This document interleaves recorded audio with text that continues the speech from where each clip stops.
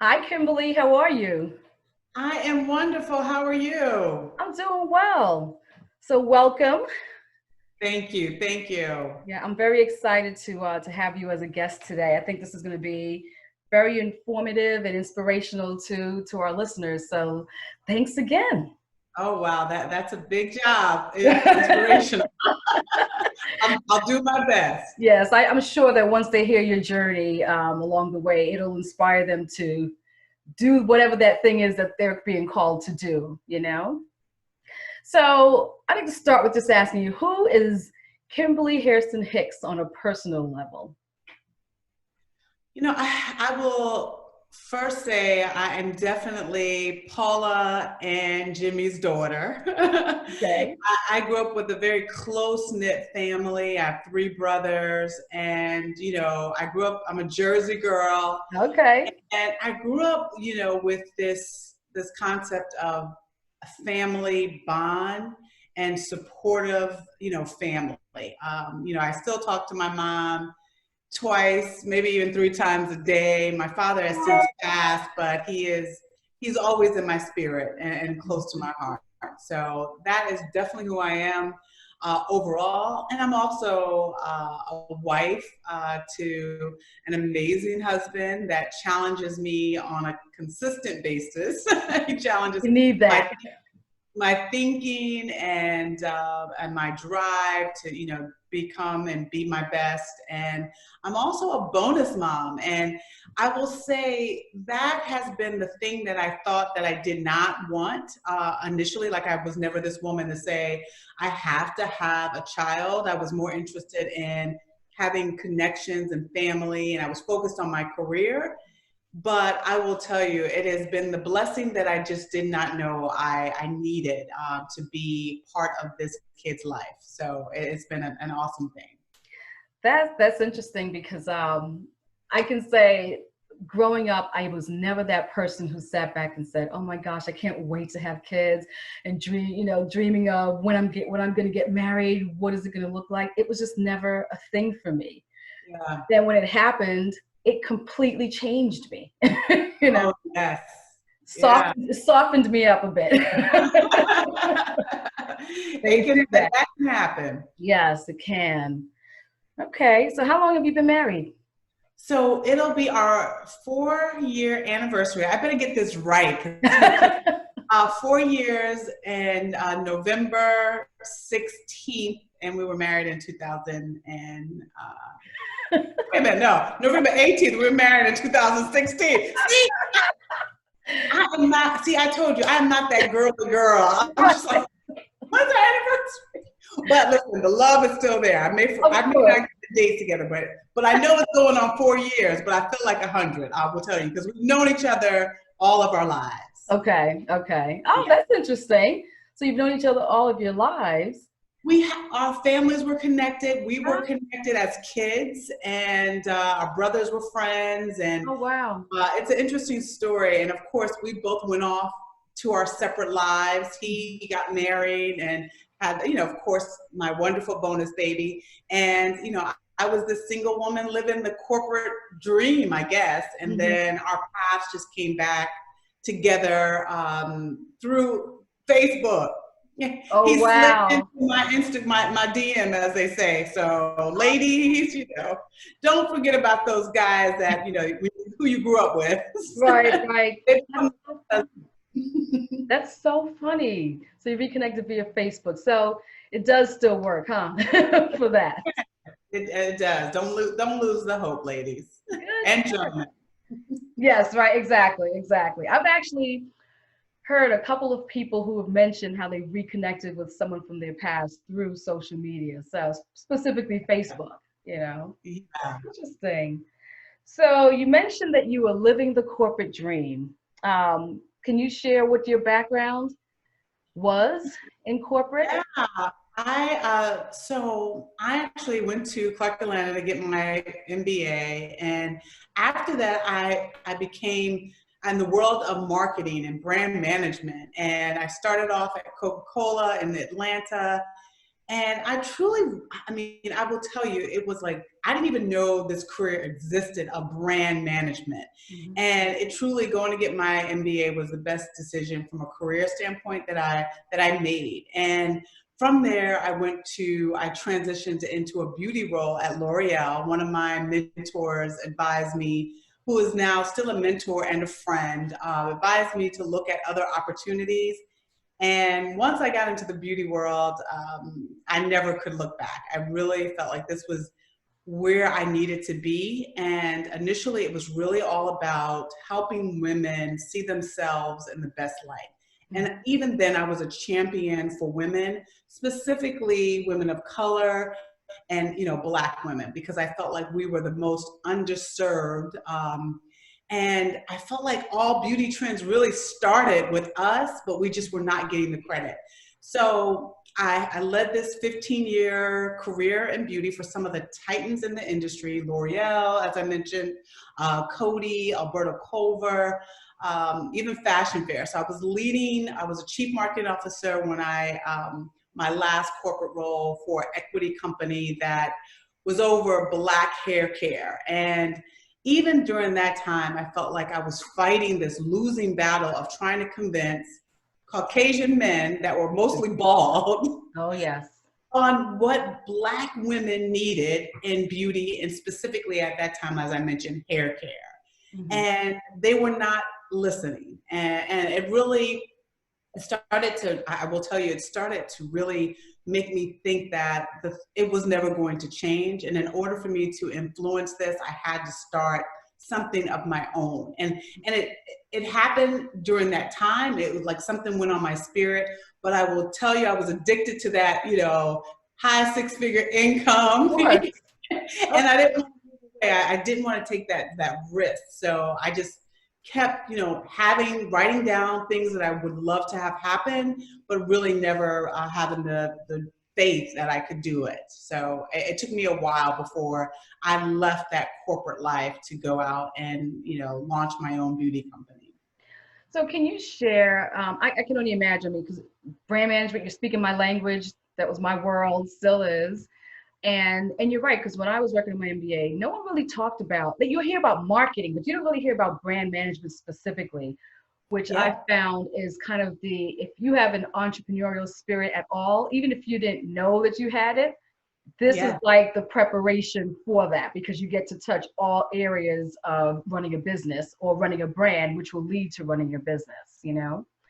So I say that to say that means that you've had a lot of experience over time in the corporate sector in product development. So how was it? So you mentioned, like you said, you're speaking to older white bald men who have no idea about what our wants and desires are. And we know what our buying power is in the beauty industry. Yeah. Others, they understand what it is, but it doesn't seem like it really matters, right? So how was it literally being in meetings, dealing with product development, and having that challenge of people not really hearing you when you're saying there's a big opportunity here? I will tell you a story. When I was working at Alberta Culver, and that was over 10 years ago, before the natural trend really went on this huge, it took over. I was in meetings trying to convince our leadership at that time to go beyond just thinking of women in this very, in a box, right? They thought of Black women as one way, and as long as you're doing that, you're fine. As long as you're giving them some relaxer, that's fine. Well, there were two things that I presented at the time. One, that relaxers, we hadn't innovated the relaxer process in probably 30 years. So we hadn't been innovating, not just Alberta Culver, or not just the company I was working for, the industry. Mm-hmm. Second, that there were, women around the world with textured hair that had these specific needs that we needed to address. Right. So I put together their first strategic plan that really talked about how to address the needs of women of color, and specifically Black women in the US. And that was probably one of the big things, the reason they were purchased by at the time, Unilever, because they had not had that expertise. Well, I will say it's one thing to say, yes, this is what we're going to do and this plan looks great. It's another thing to take the millions of dollars that I was asking for to put it in research, development, and really develop products that could make a difference to our hair care. Mm-hmm. Not just one side of the fence of women with relaxers, but also with women with this natural hair. And that was foreign to them. They were really they were like, yeah, maybe, but I will tell you, it was time to change the industry over 10 years ago, but it took a slow build and it took small, independent founder companies, of Black companies to do this, to change the industry. And it's now happening as we see.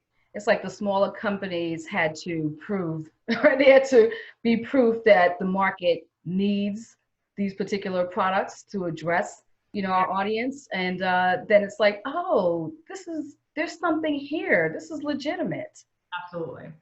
But it's interesting that here you are representing the market and they still couldn't, I guess, validate it enough to put the money behind the plan, I guess. Yeah, it takes the investment. It really does. And it is not a one-for-one relationship. You have to really earn the trust of Black women in order for us to stay loyal. But once we are, as you know, in hair care, we spend 3 times more on hair care products than our Caucasian counterparts. And beauty and skin, we spend probably 5 times more. I mean, it is just, the numbers are outrageous how much investment we give to others that are not given to us. Lauryn Hill had that song, a long time ago, that it was really about showing me the love that I deserve, reciprocity, and I'm still waiting. I will say, from the big guys, we're still waiting. Right.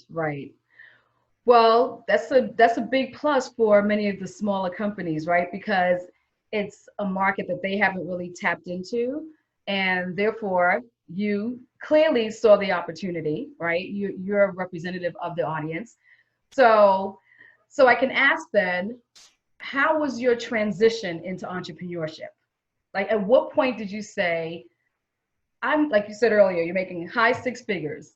Now is the time to make that leap. Like, what were the emotions that you had to deal with? And then what types of things did you have to consider before the decision was finally made for you to just go forth and then just go for it? Yeah, I will say I have to give all, some of this, the reason I did this journey or started this journey was really because of my husband giving me the support that I needed to do it. So I will back up a little bit, because once we got married, I was going back, traveling from our location here in Flemington to New York City, which was almost a 2.5-hour commute one way. And, we were getting married. Like I mentioned, I had this bonus child that was 9, getting ready to turn 10. And I had to really figure out what was important at that time. And of course, it was hard to give up a salary, but at the time my company was getting sold. So God was putting everything in place for me, even though I was fighting it. I will tell you, I did not necessarily, it sounded good when he was like, what do you really want? That was what my husband was saying. He was like, what do you want to do? Really, what do you want to do? And what's your big dream? And I was like, I would love to start my own company. And he just said, you know what? Do it. Do it. When this is over, go and not try to get a job. Corporate traveling, we're both traveling, is just gonna not set the foundation that we at the time both desired. Like, we were, figuring out how to make our marriage work, and we wanted to work back to those core values. Like I mentioned, I'm about family. So now that I have this child that needs me, and not just needs me in ways to, like, drive her to the bus stop and get her ready for school, but more of that support and that love. It took me really walking away from that corporate life in order to give her and to give him and to give us what I believe we all needed at the time. And then also go after my dreams, because that was probably the easiest part of it, because I knew I had it in me. But the hard part was walking away from a life that my old life, Right. and my old life had changed drastically, right? I no longer was a single woman that, could order out, on my way home, New York City, going into my apartment, in Brooklyn or Montclair. I had to like, okay, how do I take care of these two people that I know need me? And, but I will say it has been a blessing. I can't complain at all. And God has just opened up every door, every step. He's opened the next, he's cleared the path, and I'm really grateful for that. Well, I do believe that once you identify what you want and you take that first step, the doors do start to open, right? But it's like if you never take that chance, nothing moves. It's all within your, I guess, it's all in your hands, right? And I mean, I think many people have fears of doing so many other things. But before I go in that direction, I will ask, you mentioned when you get to the point of everything's about you, right? You're single, you're living this great corporate career, and all of a sudden you get married, you've got a bonus child, and like, oh my God, I have to actually consider other people. And I think that's what a lot of women have to deal with. But many women don't go forth and follow their dreams because they say, I've got children and I've got a husband, I've got to take care of these. These are my primary responsibilities before I can worry about anything else. But you did it the other way around with your husband's encouragement, right? It's like, I can do both. Did you find it difficult being in the launch phase, let's say, and still managing a family? I will not kid you. I cried many of nights, being stressed out, feeling like I was doing it all. And I will say a message to women. I don't care how wonderful your husband is or your partner is. Women tend to take everything on, right? Mm-hmm. We have this thing in our head that we must do it all. And I had a role model in my mom that, would I tell you, my mom, she managed 4 children, a husband, and look good doing it. Like she had the dinner was always prepared on time. She just did it so effortlessly that I had that thought in my head that I wanted to emulate her. And so with one, I thought, and one only, 50% of the time, I really went into this thing thinking, this is going to be easy. It was not. It was very, very hard. Yes. And times that I would have to, and I will say this, I had to tell my husband and my daughter, I am not the maid, I'm not the chef, and I need your help because I'm also doing the business. Now, yes, I am, loving being this mom and wife, but I'm also Kimberly, and I'm Kimberly first. I have to make sure, that old saying, happy, wife, happy life. Right. There's a lot of truth to that, because if I'm not good, I don't want to service others, right? If I'm feeling bad about myself, how can I take care of someone else?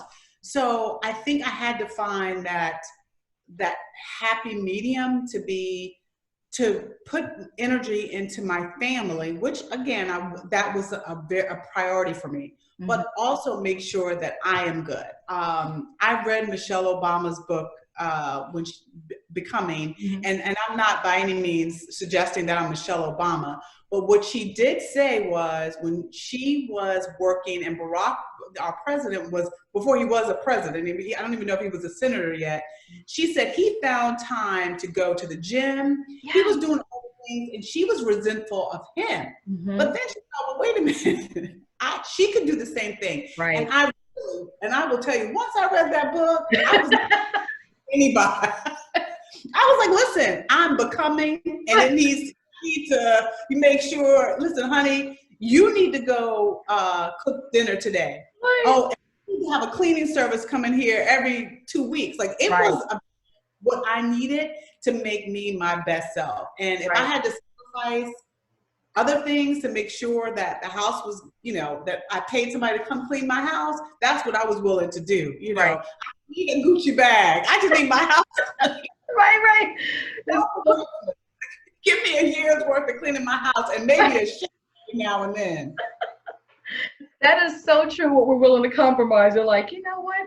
I don't need those shoes right now. I need to, it's like it becomes more about the quality of life versus the material things. I mean, I think eventually we're like, we're going to all get both, right? If that's what you want.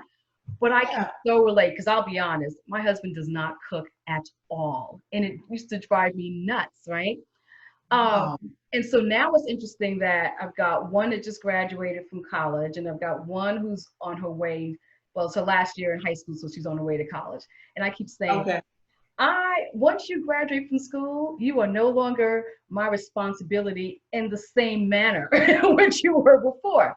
I do not have to cook for you. I do not have to do all these. So I have all these restrictions, and they're like, we don't like this new mom. And I said, if I want to really elevate my business and take it to another level, something has to be compromised, right? And it's been me the whole time. So with my husband not cooking, I'm like, listen, then you can pick up something. What are we doing for dinner tonight? I don't know. Figure it out. You figure it out. I've been doing it for 20 years. You know what I mean? Girl, give them a menu and tell them to have at it. Exactly. But we have to get to that point, because I remember the days feeling like I've got to do it all. Even when I was in corporate, and I was stressed beyond belief, and it's not a good place to be. But when we give ourselves permission, thank you, Michelle Obama and Oprah. Yes. When we give ourselves permission to let go of some things, because there are options that can help our lives be better, right? So we all just have to find that. But I think it's good to hear other women share what they've been through and just share their experiences, because then sometimes you just have to hear it differently, and you go, yeah, I can get that housekeeper. Yeah, I deserve it. Thank you for let me really understand. I deserve it. If she can do it, and with 2 kids, I know that I deserve it as well. Like, I can make time for me, take time for self-care, to make sure that I'm good for myself and for my family, ultimately. Right. Like I said, happy wife, happy life, right? So that is real. All right. So now you are the owner of Good Beauty. So you launched your brand. So okay, I know you're going to talk about it being your 2-year anniversary, because I know I've seen some information recently, some promos about it. So congratulations on that. Thank you. So when you launched, so October 2018, yes, what was the feeling around that, to know that all of the experiences you probably had in the hair care industry, beauty industry, a lot of marketing, brand management experiences have led to the launch of Good Beauty? How did that feel? Like, so sometimes don't you feel like God had a plan, right? So then you get there and you're like, I'm probably prepared for this. How did that feel? I will tell you, I definitely felt prepared. I felt like I had made millions for the companies that I'd worked for in the past, millions, and had resources to, have that happen. So the fear of just being this lone wolf, per se, was a little scary.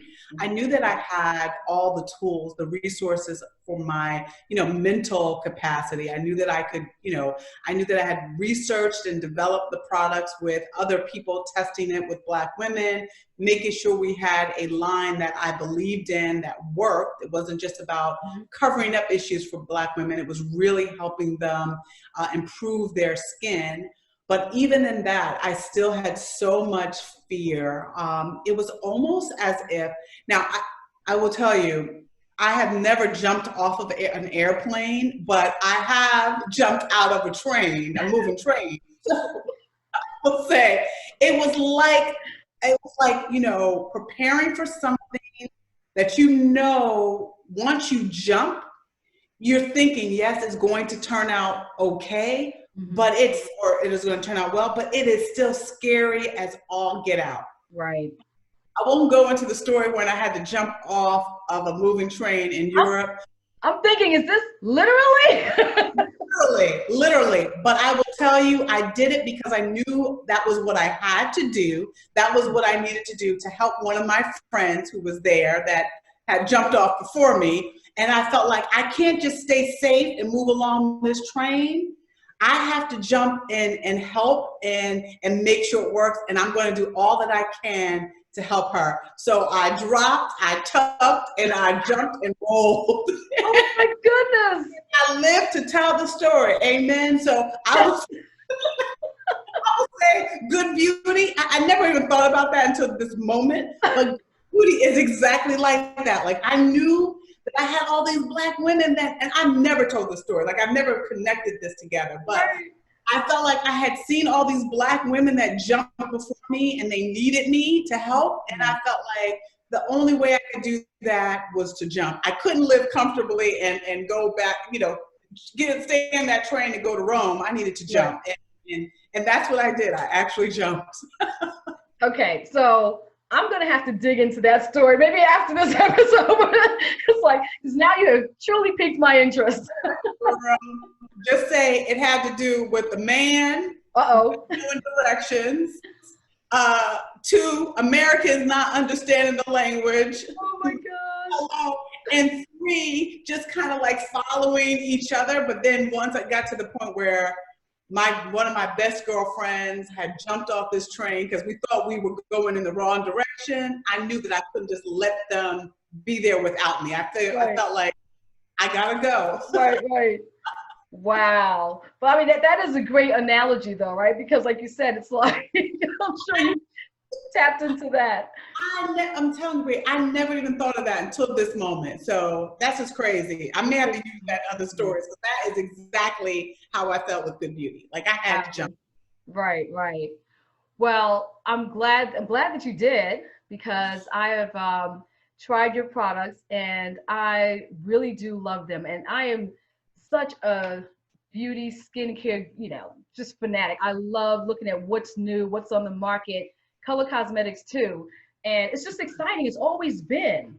And it's funny because I was looking for a really good serum. And of course, there are different oils, and I say oils intentionally. There are different oils out there, but I didn't feel like they were really doing much. And I tried your Vita C serum, and I don't like I did it even today, because I'm always fearful of putting certain things on before I put on any type of foundation, because I think it's going to alter how it looks. But I really do. And I'm not saying it just because I'm speaking to you, because if I didn't like it, I wouldn't even mention it. But I really do love the products. And so I've tried the serum, Goodnight Beauty, right? You sold me during your confessions in the bathroom on the weekends. I'm like, I have to do another one tonight. Oh, great. I'm like, I have got to try this. And it makes me feel good. I feel like my skin feels supple and moisturized. It's not dried out, and it doesn't change texture after the product is absorbed, right? It just, in other words, for the negative, right? It feels better.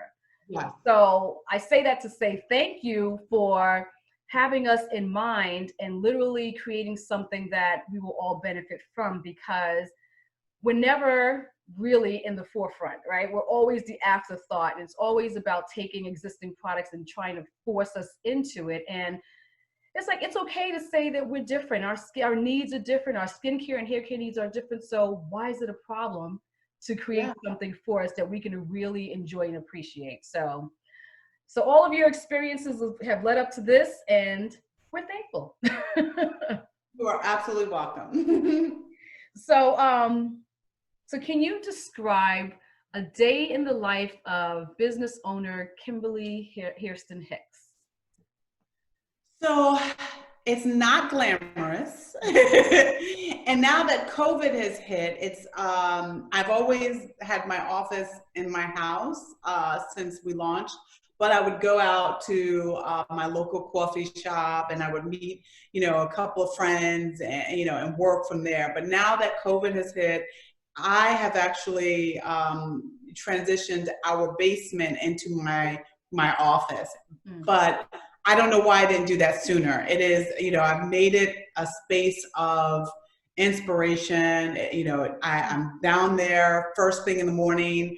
I try to get up, you know, by 6 to meditate first. Like that is my thing. Like I meditate, get grounded before I pick up a phone or look at anything, because I don't want to get pulled in. And, you know, and I give, you know, honor to God and just in that space. And then it gets, I will say, frantic, busy. I never feel like I'm doing enough. So you know, I tend to, you know, like last night, it's so funny that our daughter is here, and she came downstairs about 8:30 last night, and she's like, please stop working. And when she does that, I know that I have to stop. I was like, you know what, Alyssa, I'm done. I put the computer down, went upstairs, we had some dessert, and, you know, just had some time. And I felt like the benefit is I'm here, and so I need to be present with her when she is here, because she's here 50% of the time. So I need to make sure that I stop and be with her, right? All this work will be for nothing if, you know, I'm not connected and I'm not pouring into her in the way. And even though she's, you know, turning 15, we still have such a wonderful relationship. It's affectionate. It's, you know, I hug on her, you know, make sure that she knows I love her. And she has an amazing mom, and I'm not taking away from that. You know, your mom is always going to be your mom, but, you know, that's why I like to say I'm her bonus, because she's the bonus to me in this marriage, and I'm her bonus extra, like her extra love and support. So that's wonderful. That's really my day. And then I'm going to the post office, you know, and, you know, I will tell you, my husband and Alyssa now are really good at, they know, like I cooked yesterday. I'm not a great cook. So sometimes it's hit or miss, but today they know I'm not cooking. You guys figure this out, either leftovers or something. And they're fine. And they will, you know, she's at an age where, you know, she will do her lunch, her, you know, morning breakfast, her lunch, and we work it out. You know, excellent. So how does she feel that her bonus mom has a business that is geared towards people that look just like her? Like, how does she feel about it? I think she loves it, actually. I do. Yeah. I think she's engaged. I put her to work sometimes. Good. Like, hey, do this for me, can you? And it's funny, she probably won't remember this, but, and I had forgotten about, like, all these things were coming up. So, you know, it's so interesting to have this conversation. But initially, I needed a logo. I wanted something to represent Good Beauty. I knew the name was going to be Good Beauty, but I wanted a symbol. And I asked her to draw something. And the interesting thing is she drew something that I still have. I have to go find it. But it became our Good Beauty, kind of the lotus symbol. It's the flower. It's meant to piece. And she drew an iteration of it. I sent it to the graphic designer. And he came. So and I have to remind her, I'm going to have to ask her, did she remember that? Because I love that she's a part of this. Right. And I will tell you, even today, she's like, oh, I need some cleanser. I have the other day, she's like, I ran out of my cleanser at my mom's house. I need and let your mama use it too. Right. Exactly. Everybody use Good Beauty. Everybody use. It's like, tell your mom to tell all of her friends. Yes. Okay, excellent. So, so have you felt supported from your community in your business efforts? 150%. Right. Black women show up for one another. That whole myth about we don't support. Now, I'm not saying we all are 100%, because there are some bad ones in every, you know, there are bad apples in every barrel, or every, whatever they call it. But I will tell you, I've gotten the days where I am feeling the lowest, when I'm like, I can't believe this is so stressful. I will get a note. It never fails. Somebody will send me a note to say, thank you, Kimberly. I love your products. Thank you for doing this. And it makes me know that it's worth it. And I will tell you, about 35 to 40% of my customers are repeat consumers. So two things. one, I know the product works. Right. Two, once we find a product that works, we stick to it and tell our friends. And I am so blessed. Part of my mission, I say my mission and my purpose is to improve the lives of Black women and our skin, because our community is more important. Like we support each other, and I want to put out good to the world, and we do it by just, of course, inspiring one another, but also I give back $1 for every product that we sell to a not-for-profit that educates Black girls. I love it. Yeah, and this year I'm doing my sorority. I'm an Alpha Kappa Alpha Sorority Incorporated. I'm an AKA, and we have a not-for-profit arm called Ivy Visions, and I'm giving back to support scholarships. And then this year it's so important because we haven't been able to fundraise. Right. We have done nothing because we can't get out. Wow. So when I approached our basilisk about this, she loved it, and she said, well, how do I do this? I was like, there's nothing you need to do. Let's talk about the partnership, but really it's just something that I want to give back. And I feel like for any company that takes from a consumer needs to also give back to that community. So I feel like that cause marketing, it should be every brand, every product that's sold within a community should be given back. Right. Even if it's, from toilet paper to dog food, whatever that is, it needs to give back to support and uplift with their profits back into the community. And I like how you just ended that, with their profits, because one thing I've noticed over the last few years is, one, I agree with you about, I think it's important to be charitable. And because if you're benefiting and you're putting out good in the world, but you're benefiting from it too, you should help as much as you can, right? But the piece about taking from your profits, I think that's important, because I've noticed over the last few years, I mean, I won't even name any companies. I'm like, I've got a couple that are top of mind. You purchase something and you're like, hey, you can, kind of, trying to basically upsell. If you add the cents, to round up to the nearest dollar, you can put that into. And I'm like, you make a lot of money. You could take a portion of your profits and give it away versus telling the consumer who's already investing in you. So now, can you give more so that we can pretty much, give to a charity in our business's name? You know what I mean? I just have an issue with that.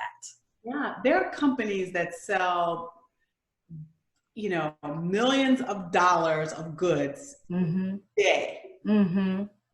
Imagine if they took $1 of that. Right.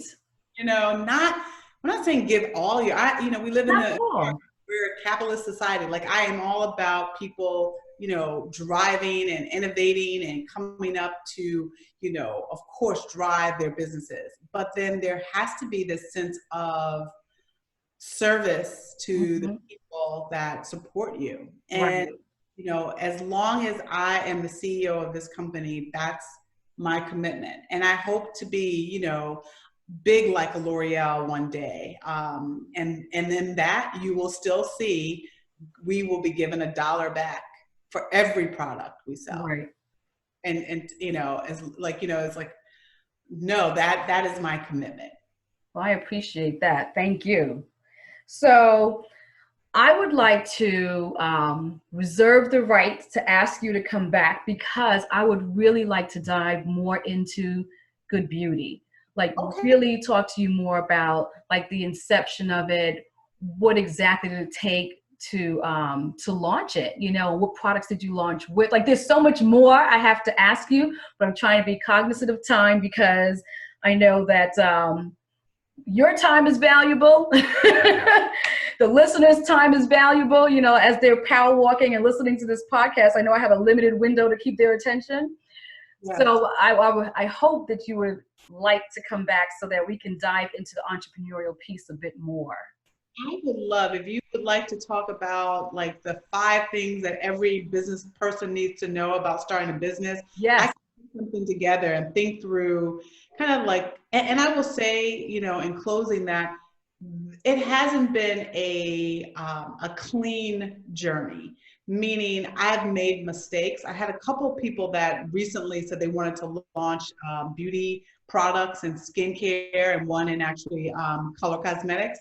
And they said, I know that you own the business. Well, would you help me? And I'm like, absolutely, because there is room for everyone. And I don't believe that only good beauty should exist. I believe that there should be more good beauties, and you know, of course, with Black founders that look like us. Mm-hmm. But there are things that you have to forgive yourself for, right? When you make a mistake, or there's something that happens that you didn't plan for it to happen, you know, dust it off your shoulder and keep it moving, because that is part of business. And I would love, so let me know. I would love to talk about, you know, what it takes, and the things that we have to do to drive a business. So absolutely. Excellent, excellent. So in closing, can you share any bit of advice for women who are fearful to kind of take that plunge into whatever it is that they're looking to do? So whatever that dream is for them, whether it's entrepreneurial or not, can you share with them what do they need to, like, how can you advise them to overcome that fear and just go for it? I will say the one thing I absolutely know is that God gives us all a gift. And in that gift, if it stays dormant, it's not going to bless you nor the people that are waiting to see your gift. And so I will say you owe it to yourself. You owe it to others. You owe it to your family. You owe it to share your gift to the world. We all have one. And some of us are blessed with more than one, like Beyonce. Darn it. A woman called Beyonce. But we all have it. And I will tell you, I know that my gift to the world is to be a champion of Black women. That is what God put in me. When I was 7 years old, my mom told me that I was shouting to the rooftops about celebrating Dr. King's birthday. You know, I was all about, let's all talk about Sojourner Truth. Like, she was like, I was 7 and I was talking about, you know, the celebration of Black women and Black people. And wow. Like, you know, that has been in you since a little girl. And so I will say it's something that's in us that if God has put it in you, let it out. The world is waiting. We're waiting. And I can't wait to see what we all do, because we will make this world better if you share your gifts. Excellent. This is a perfect place to close on. And so can you share with people how they can get in contact with you and how they can get access to your products so they can learn more about it and you? Yes, I'm at goodbeaute.com is where you can purchase. It's good, GOODBEAUTE.com. So Good Beauty, that not with a Y, with an E. I'm on Instagram, Facebook, Twitter, you know, or you can just khicks@goodbeauty.com. You can just send me an email. I read all of my emails. And trust me, there are days, like I mentioned, that one email can just make my day and lift my spirits to continue to do what I know that God has put in my heart to do. Excellent. And I'll definitely make sure that in all of my show notes that I indicate and hyperlink all of your contact information. Perfect. So Kimberly Hicks of Good Beauty, I truly, truly enjoyed this conversation today. And I know that my listeners will too. So hopefully you've inspired at least one woman to let go of her fear and make her dream happen. So Absolutely. Thank you so much for sharing your journey so candidly. Thank you. Thank you. You have a wonderful day.